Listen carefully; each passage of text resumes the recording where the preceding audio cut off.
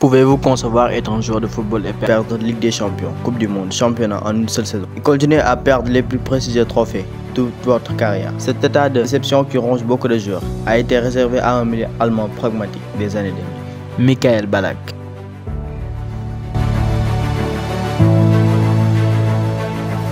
Michael Ballack a perdu l'ensemble des trophées les plus importants dans sa carrière, mis en équivalence à aujourd'hui des jeunes pour qui le déclic ne devrait pas tarder.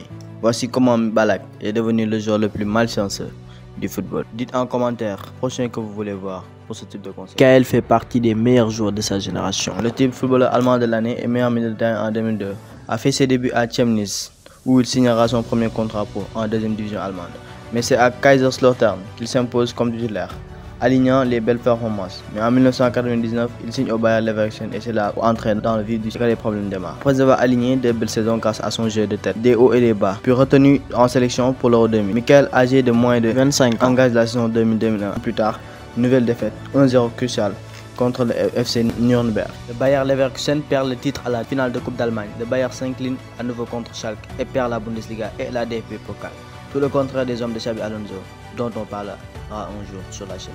Il faut aussi noter que cette saison, le Bayern était un sérieux outsider pour la Ligue des Champions. Déjà à l'époque, dans 8 groupes de 4, les deux premiers étaient encore répartis dans 4 groupes de 4 au lieu de 8e de finale. Le Bayer Leverkusen termine deuxième avec 12 points de la première phase de groupe, avec le FC Barcelone de Luis Enrique, qu'ils ont battu une fois, battu Fenerbahçe 2 fois et l'Olympique Lyonnais de Juninho lors de la deuxième phase de poule. Ils sortent difficilement d'un groupe de la mort, en terminant premier dans un groupe où figurent Arsenal et la Juventus. Ces derniers éliminés, voyant la Corogne et le club allemand passer en quart de finale. Michael Ballack continue de s'imposer et devient un véritable leader. Le Real Madrid se défait du Bayern 2-1 à l'aller, 2-0 au retour. Les Galactiques passent et affrontent le FC Barcelone de Pep Guardiola qui s'est défait de Panathinaikos. Le premier classico de l'histoire en Ligue des Champions se solde par une qualification du Real, 2-0 à l'aller, 1-1 au retour à Santiago Bernabéu.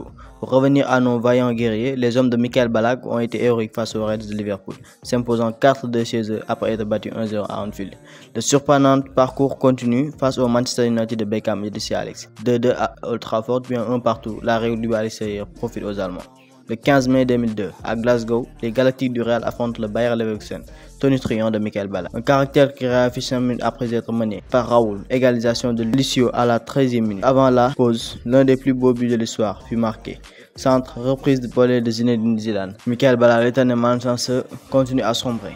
Rien ne se fera en seconde période. Leverkusen est impuissant et le Real décroche sa 9e Ligue des Champions. On parle aujourd'hui d'Harry Kane, mais ce n'est absolument rien à ce que a vécu cette saison. Ce genre de ballon peut partir dans la tribune, peut partir au poteau de corner. C'est sans doute l'un des plus beaux buts de toute l'histoire. Déçu, le cœur meurtri, le meilleur milieu UEFA de l'année doit jouer la Coupe du Monde 2002 avec l'Allemagne. Là, au moins, le moral est plus solide et il est mieux entouré. La 17e Coupe du Monde de football prend place en Corée et au Japon. Les Allemands héritent du groupe assez confortable avec le Cameroun, champion olympique en titre, l'Irlande de Roy Robikin et l'Arabie Saoudite. Match d'ouverture face aux Saoudiens, 8-0. Triplé de Miroslav Klose, but de Ballack. La Mannschaft se régale. Lors de la seconde journée, les Allemands, vus comme sérieux favoris, sont accrochés par les Irlandais.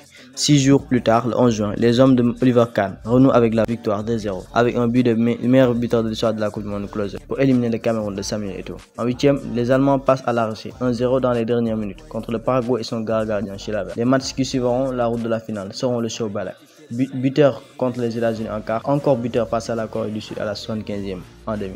Michael Ballack ne veut que prendre sa revanche sur le sport qu'il a tant fait souffrir. 30 juin 2002, l'heure de la finale. L'adversaire, le géant brésilien de Ronaldo. Le match sera tel une partie d'échecs. Mais dans ce genre de match comme les finales des champions 2018 et 2022, ou même 2023, les erreurs suivantes.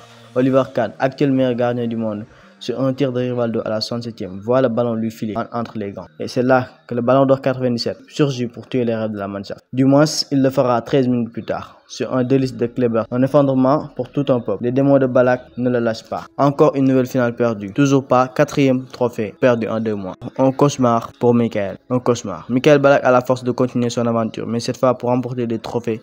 Il s'engage en 2005, il refuse de prolonger. Après plusieurs rumeurs, choisira le club londonien de Chelsea. Il devient via ce contrat footballeur allemand le pays de l'histoire. Peu titularisé par José Mourinho, les blessures le hantent jusqu'à l'hiver 2007, où il retrouve sa place de titulaire, après les blessures de Lampard et la Coupe d'Afrique des Nations de Michael Essien. C'est là qu'il s'impose dans le collectif claquant contre Manchester United, un doublé qu'il retrouvera bien assez tôt. On est en 2008, Chelsea avec un collectif assez prometteur et l'arrivée d'Andriy Shevchenko se lance dans une campagne de Ligue des Champions très convaincante. Premier de son groupe avec Schalke, Valence en fin de cycle et Rosenborg.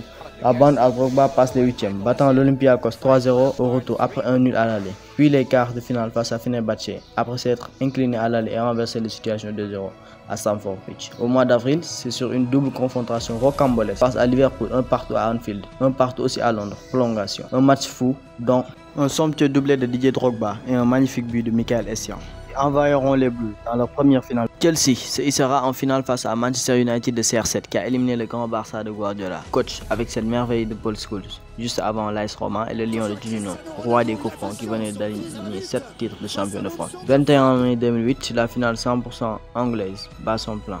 Quand Cristiano Ronaldo envoie un clin d'œil à son premier ballon d'or d'un but de la tête sublime, le gardien des Blues flanque Lampard, gardien au sens figuré, réagit juste à la pause. C'est très serré. Ballack dans 4-3 reculé où Joe Cole joue ailier et Essien latéral. Continue au retour des vestiaires de gérer la paire Vidic-Ferdinand devant l'inefficacité de Tevez ironie devant.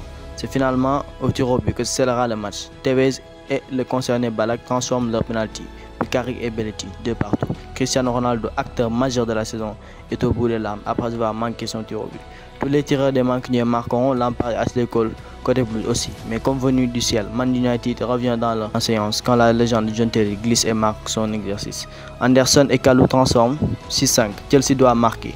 Nicolas Anelka manque son tir au but. C'est fini. Manchester United est champion d'Europe. Michael Ballack n'en reviendra pas. Bien de la peine pour lui, la malédiction continue. Ballack retournera à Leverkusen après une énième scandale contre le FC Barcelone lors du fucking disgrace. Il pense à la retraite du foot et deviendra l'un des plus grands watifs de l'histoire. Voilà, c'était tout. J'espère que cette vidéo vous a plu. Pour un joueur si malheureux. Merci beaucoup. Ciao.